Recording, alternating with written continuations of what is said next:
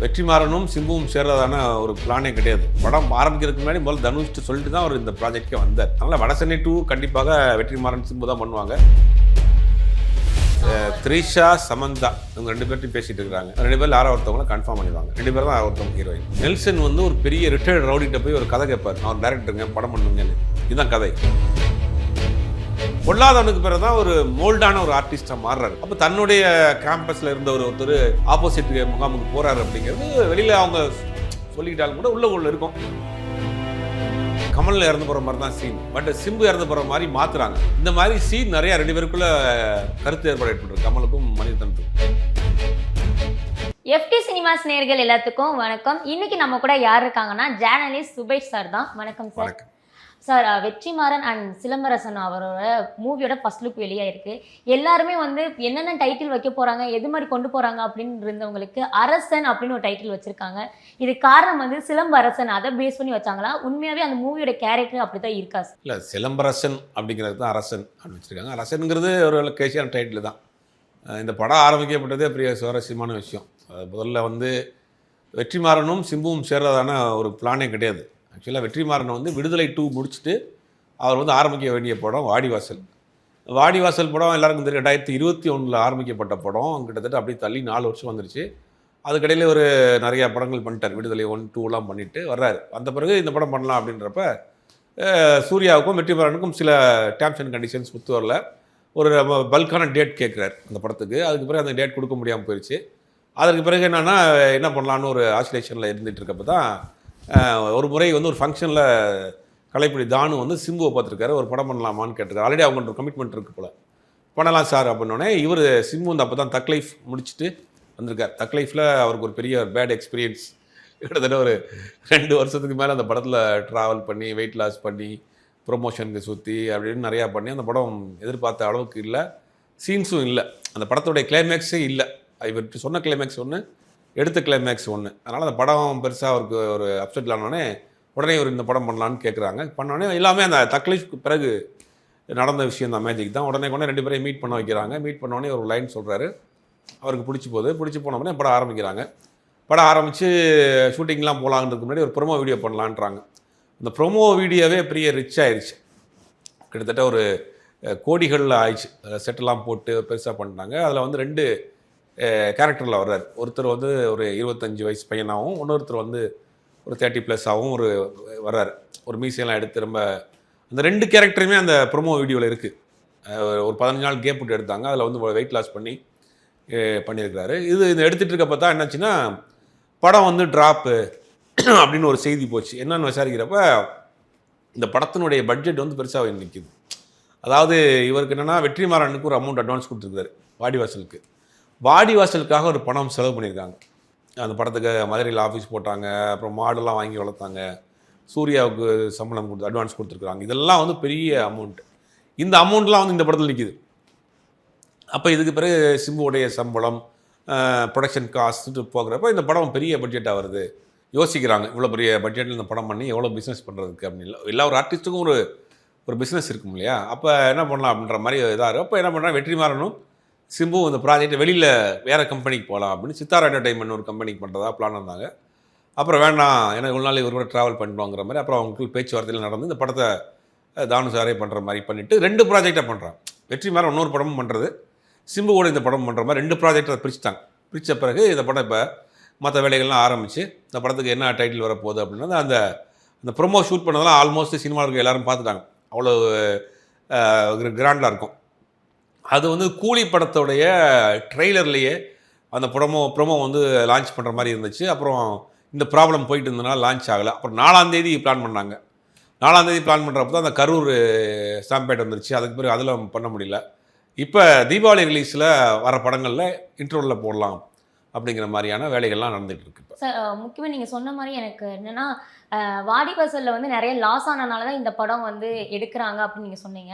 Sir, இந்த combo வந்து வந்ததுக்கு இன்னொரு ரீசன் என்னென்னா சிலம்பரசனோட கம்பேக் அப்புறம் இது ரொம்ப நார்மலாக போயிட்டுருக்காரு. ஃபஸ்ட்டு இருந்து ஒரு சிலம்பரசனை யாரும் பார்க்கல அப்படிங்கிறனால அவரோட 50வது படம் இன்னும் வெற்றி அடையணும் அப்படிங்கிறனால வெற்றிமாறன் கூட இந்த 49வது படம் பண்ணால் இன்னும் நல்லா இருக்குங்கிறக்காக பண்ணியிருக்காரு. இல்லைக்கா, அவர் ரொம்ப எதிர்பார்த்த படம் தக் லைஃப். மணிரத்னம் கமல்ஹாசன் பெரிய எதிர்பார்த்த படம். அதுக்காக ஒரு 2-3 வருஷம் 2.5 வருஷம் ஃபுல்லாக ட்ராவல் பண்ணுறாரு. பட் அந்த படத்தில் பார்த்தீங்கன்னா கிளைமேக்ஸ் காட்சியில் வந்து கமல் இறந்து போகிற மாதிரி தான் சீனு. பட் சிம்பு இறந்து போகிற மாதிரி மாற்றுறாங்க. இந்த மாதிரி சீன் நிறையா 2 பேருக்குள்ளே கருத்து ஏற்பாடு ஏற்பட்டுருக்கு, கமலுக்கும் மணிரத்னத்துக்கும். அதனாலேயே படம் வந்து சரியாக போகல. அதுக்கு பிறகு ஒரு பெரிய அப்செட்டில் இருந்தார். ஏன்னா பெரிய ட்ராவல் பண்ணியிருக்கோம், நிறையா உழைச்சிருக்கிறோம், நமக்கு உழைப்புக்கான அங்கீகாரம் இல்லை அப்படிங்கிற போது ஒரு அப்செட்டில் இருந்தார். அந்த நேரத்தில் அந்த ப்ராஜெக்ட் வருது. இந்த ப்ராஜெக்ட் வந்தோடனே ஓகே பண்ணுவோம் அப்படின்னாரு. வெற்றிமாறன் சொன்ன ஒரு லைனும் ரொம்ப பிடிச்சிருந்தது. அதுக்கு பிறகு தான் பண்ணுறாரு. ஆக்சுவலாக 50வது படமாக தேசிங்க பெரியசாமி படம் தான் பண்ணுறதா இருந்துச்சு. தேசிங்க கண்ணும் கொள்ளையெடுத்தால் பண்ண தேசிங்க பெரியசாமி படம் பெரிய பட்ஜெட் படம். அந்த பட்ஜெட் படம் பட் அதுக்கு கொஞ்சம் சரியான ப்ரொடியூசர்ஸ் அமையாமல் இருந்ததுனால அது தள்ளி போச்சு. அதுக்கடையில் இந்த ப்ராஜெக்ட் வந்துச்சு, இப்போ ஆரம்பிச்சிருக்காங்க. சார் இந்த டைட்டில் பார்க்கும்போது இன்னொரு கேள்வியும் கேட்கணும்னு தோணுச்சு. தனுஷ் அவர்களோட படத்தில் வந்து அசுரன் அப்படின்னு ஒரு டைட்டில் வச்சிருப்பாரு, இதில் அரசன் வச்சிருக்காரு. ஸோ இதுக்கு முன்னாடி வந்து சிலம்பரசன் ஒரு டைலாக் சொல்லியிருப்பாரு, நீ அழிக்க வந்த அசுரன்னா நான் காக்க வந்த ஈஸ்வரன்டா, அது மாதிரி சொல்லியிருப்பாரு.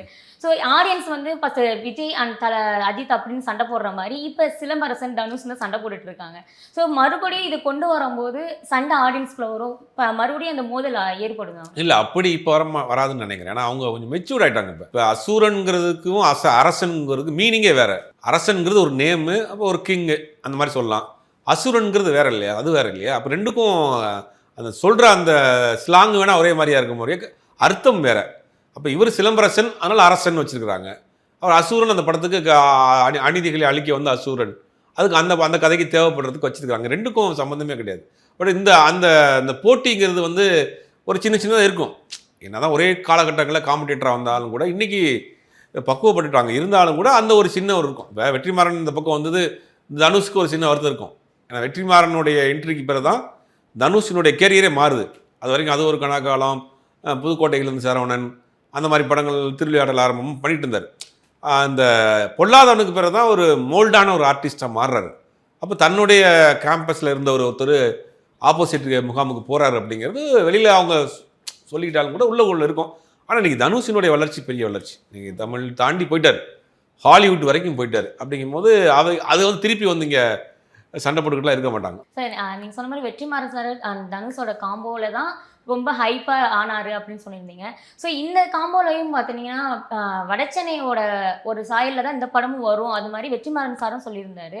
ஸோ அடுத்து நம்ம வடச்சென்னை 2க்கு எதிர்பார்க்கறதுக்கு வந்து இந்த கதையை வந்து அது மாதிரி சாயலில் கொண்டு வராங்கன்னா எதிர்பார்க்க வந்து கம்மியாயிருமே சார். இல்லை அப்படி நீங்கள் பரதராஜா வந்து வில்லேஜ் பேக்ட்ராப்பில் தான் பண்ணார், எல்லா படமும் முடிச்சா இல்லையா?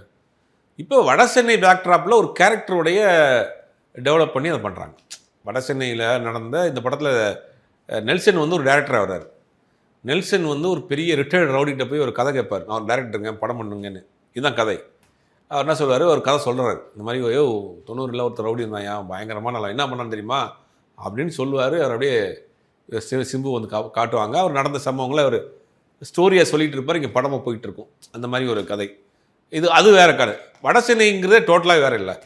இது வடசென்னையில் இருந்த வடசென்னை பகுதியில் இருந்த ஒரு 90s நடந்த ஒரு நபருடைய ஒரு கதை, அவ்வளோதான். அந்த வடசென்னையிலே எத்தனை கதை வேணாலும் பண்ணலாமே. வடசென்னையில் அந்த சந்திரா பாயிண்ட் ஆஃப் வியூவில் ஒரு கதை பண்ணலாம், ராஜன் பாயிண்ட் ஆஃப் வியூவில் ஒரு கதை பண்ணலாம், ராஜனுடைய சின்ன வயசு கதை பண்ணலாம், எப்படி வேணாலும் பண்ணலாம். வடசென்னை யூனிவர்ஸில் ஒரு படம், அவ்வளோதான். பட் அதுக்கு இதுக்கும் சம்மந்தம் கிடையாது. ஸோ அடுத்தடுத்து வந்து வடச்சென்னையோட அப்டேட்ஸ் தான் சொல்லிட்டு இருந்தாங்க. குபேர படத்தோட ஆடியோ லான்ச்லையும் கணேஷ் சார் வந்து நீங்கள் எதிர்பார்த்த மாதிரி அடுத்த வருஷமே நான் வந்து ஸ்டார்ட் பண்ணிடுவோம் அப்படின்னு சொல்லியிருந்தாரு. ஸோ இந்த படமும் வந்து அதே சாயலில் கொடுக்க போகிறாங்கன்னு சொல்லிட்டு இன்னொரு அப்டேட்டும் கொடுத்துருக்காங்க சார். ஸோ இந்த படத்தை பொறுத்த வரைக்கும் ஒரு சைடு வடச்சென்னையோட சாயல் இருந்தாலும் வடச்சென்னை அப்டேட்ஸில் வந்துட்டு தனுஷ் சார் என்ன சொல்லியிருந்தாருன்னா, நான் அதில் வந்து யாரை வேணால் நடிக்க வைக்கலாம், அதுக்கு நான் சம்மதிப்பேன் அப்படின்னா. வெற்றிமாறன் சாரும் நான் சொல்கிற மாதிரி தனுஷ் சாரும் வந்து யாரை வேணால் நடிக்க வைக்கலாம், ஆனால் எனக்கு தனுஷ் சாரை தவிர வச்சு யாரையும் நடிக்க வைக்க அங்கே விருப்பம் இல்லைன்னு சொல்லியிருக்காரு. ஸோ வேறு யாரும் மாத்திரக்கு ஏதாவது டிஃப்ரெண்ட்டாக படத்தை கொண்டு வரதுக்கு வாய்ப்பு இருக்கா சார்? வடசென்னை 2வா? வாய்ப்பு இல்லை. ரெண்டு பேருக்கும் நல்ல ஒரு அண்டர்ஸ்டாண்டிங் இருக்குல்ல. இந்த படம் ஆரம்பிக்கிறதுக்கு முன்னாடி முதல்ல தனுஷ்ட்டு சொல்லிட்டு தான் அவர் இந்த ப்ராஜெக்ட்கே வந்தார். பட் அவங்க டைரக்டர் ஹீரோவை தாண்டி அவங்களுக்கும் நல்ல ஒரு பாண்டிங் இருக்குது. ரெண்டு பேரும் ஒரே காலகட்டங்களில் பூமாய் வந்தாங்க. ரெண்டு பேருக்கும் நல்ல ஒரு ஃப்ரெண்ட்ஷிப் இருக்குது. அதனால் வடசென்னை 2 கண்டிப்பாக வெற்றிமாறன் சிம்பு தான் பண்ணுவாங்க. வெற்றிமாறன் தனுஷ் தான் பண்ணுவாங்க. இந்த ப்ராஜெக்ட் முடிச்சுட்டு வருவாங்க. ஆனால் வடசென்னை 2 இப்போதைக்கு பண்ண மாட்டாங்க. ஏன்னா சிம்புடைய தனுஷோடைய லைனை பார்த்தீங்கன்னா 26 கடைசி வரைக்கும் வச்சுருக்காரு. அதெல்லாம் முடிச்சுட்டு அப்புறம் இவர் இந்த படங்கள்லாம் முடிச்சுட்டு வந்து பண்ணுவாங்க. ஆனால் இப்போதைக்கு வாய்ப்பு இல்லை. வடச்சென்னைக்கு வந்து அந்த ஊர் மக்கள்கிட்ட வந்து வெற்றிமாறனுக்கு வந்து நிறைய எதிர்ப்பு வந்துச்சு. ஸோ இந்த படமும் இதே சாயல கொண்டு போகும்போது மறுபடியும் அதே மக்கள் கிட்ட வந்து எதிர்ப்பு சம்பாதிக்கிற மாதிரி தானே சார்? இல்லை, அது தப்பான ஒரு ப்ரொமோட்டாக ஆயிரும் இல்லையா? ஒரு ஏரியாவை, ஒரு பகுதியை வந்து ஒரு ஒரு மக்களை வந்து நீங்கள் இப்படி தான் இருப்பாங்க அப்படின்னு. பட் அவங்க இன்னைக்கும் அந்த பகுதியில் இருக்க மக்கள் தான் ஒற்றுமையாக வாழ்ந்துட்டு இருக்காங்க, ஒன்றா வாழ்ந்துக்கிட்டு இருக்கிறாங்க. நீங்கள் ஃப்ளாட்டில் அப்பார்ட்மெண்ட்டில் வாழ்கிறவன் மேவீட்டுக்காரன் செத்து போயிட்டா கூட கீ வீட்டுக்காரன் தெரியாது. அவன் உட்காந்து சாப்பிட்டுட்டு இருப்பான், பாட்டு போட்டுக்கிட்டு இருப்பான். அங்கே அப்படி கிடையாது. அந்த ஏரியாவில் அந்த ஊருக்குள்ள ஒருத்தருக்கு ஒரு பிரச்சனைனா ஒட்டுமொத்தமாக திரண்டு இருப்பாங்க.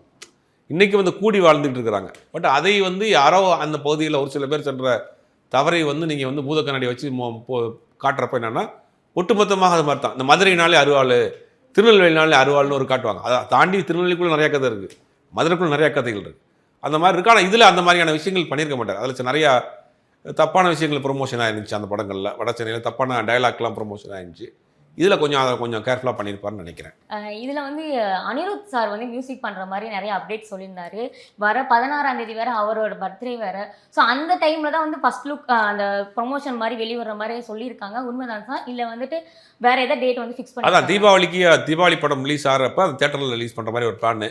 அதோடு சேர்த்து 17ஆம் தேதி தீபாவளி படங்கள் ரிலீஸ் ஆகுது. 16ஆம் தேதி அதை ரிலீஸ் பண்ணிவிட்டு 17ஆம் தேதி கொண்டு வர மாதிரி ஒரு பிளான் பண்ணிட்டு இருக்காங்க. இவங்க கூட பேரை யார் நினைப்பாங்க? பொதுவாகவே வந்து சிம்பு சார் கூட படம் நடிக்கணும்னாவே அவங்க பேர் வந்து செட் ஆகாது. அவர் ரியல் லைஃப்லையும் சரி படத்துலையும் சரி செட் ஆகாது நிறைய சொல்லிட்டு இருப்பாங்க.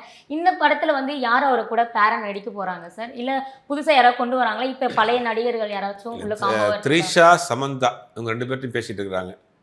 2 பேர் யாரோ ஒருத்தவங்களை கன்ஃபார்ம் பண்ணிடுவாங்க. 2 பேர் தான் ஒருத்தவங்க ஹீரோயின். இந்த படத்தில் வந்து ஆடியன்ஸுக்கு வந்து நிறைய எதிர்பார்ப்பு இருக்குது. ஸோ மறுபடியும் வந்துட்டு வடச்சென்னை மாதிரி அடுத்த பார்ட் 2 வந்து கொண்டு போவாரா? இல்லை ரொம்ப லாங்காக வந்து இந்த படத்தை எடுத்துகிட்டு போவாரா? இல்லை ஷார்ட்டாக முடிச்சு? இல்லை, இந்த படம் ஷார்ட்டாக முடிச்சிருவாங்க. ரொம்ப நாள் போகாது. ஏன்னா வந்து டேட்டே வந்து ரொம்ப கம்மியாக தான் கொடுத்துருக்காரு. ஃபாஸ்ட்டாக ஆரம்பிக்கிறாங்க. 18ஆம் தேதி படத்தோடைய ஷூட்டிங் போயிட்டு அப்புறம் ஒரு தீபாவளி பிரேக் விட்டு அதுக்கப்புறம் கண்டினியூவாக போகிறாங்க. லைவ் லொக்கேஷன்லேயே ஷூட் பண்ணுறாங்க. செட்டு தான் உங்களுக்கு டிலே ஆகும். லைவ் லொக்கேஷன்லேயே ஷூட் பண்ணுறதுனால சீக்கிரம் டக்கு முடிச்சிருவாங்க. கண்டிப்பாக நெக்ஸ்ட் இயர் இந்த படம் மிடிலுக்குள்ள இந்த படம் ரிலீஸ்க்கு அவங்க பிளான் பண்ணிடுவாங்க. பொதுவே வந்து நம்ம வெற்றிமாறன் சார்ட்டனா ஒரு கிராமத்து செயலும் இருக்கும். ஸோ அந்த மியூசிக் எல்லாமே இருக்கும். இது வந்து ஃபஸ்ட்டு ஒரு ஸ்டார்ட் பண்ண போகிறாரு. அதுவும் ஒரு புதிய காம்போ வச்சு பண்ணும்போது ஃபஸ்ட்டு லொக்கேஷன் எங்கே சார்? டேரெக்டாக வந்து வடச்சென்னையில் ஷூட் பண்ணுவாங்க. வடசென்னை ஹார்பர் அந்த பகுதியில் பிளான் பண்ணியிருக்காங்க இப்போதைக்கு. அது ஆக்சுவலாக செட்டு போட்டாங்க. பட் பெரிய பட்ஜெட்டாக போனதுனால செட்டை இது பண்ணிட்டு இப்போ அங்கே லைவ் லொக்கேஷன்லேயும் போகிறாங்க. இந்த படத்தோட டீட்டெயிலாக வந்து ஆடியன்ஸோட பாயிண்ட் ஆஃப் வியூவில் நிறைய விஷயம் சொல்லியிருக்கீங்க சார். ரொம்ப நன்றி. Audio Jungle.